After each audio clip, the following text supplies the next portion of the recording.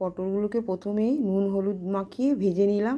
তারপর একটা মশলা করে নিলাম, কাঁচা লঙ্কা, পোস্ত, সাদা তিল, কালো সর্ষে, নুন দিয়ে একটা মশলা তৈরি করে নিলাম। তারপর পটলের মধ্যে মশলাটা মিশিয়ে দিলাম। পরিমাণ মতো হলুদ,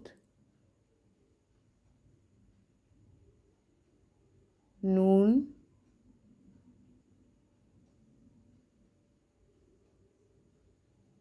কাঁচা চিংড়ি মাছ,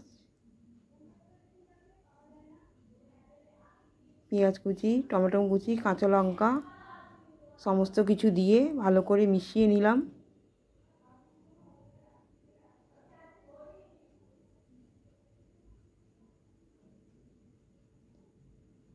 ওর মধ্যে একটু তেল দেবো, সর্ষের তেল।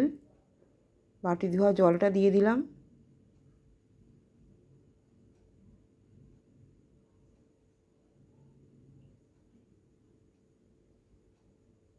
কাশ্মীরি লঙ্কার গুঁড়ো ভালো করে মিশিয়ে নিয়ে গরম জল ফুটতে দিয়েছিলাম, তার মধ্যে বসিয়ে দিলাম। ভাপে 15 থেকে 20 মিনিট বসিয়ে রাখলেই হয়ে যাবে পটল চিংড়ি ভাপা। তা হয়ে গেছে দেখো। নামিয়ে একটু সর্ষের তেল দিয়ে দিলেই হয়ে যাবে পটল চিংড়ি ভাপা। ভিডিওটা ভালো লাগলে লাইক, কমেন্ট, সাবস্ক্রাইব করে দেবেন। টাটা।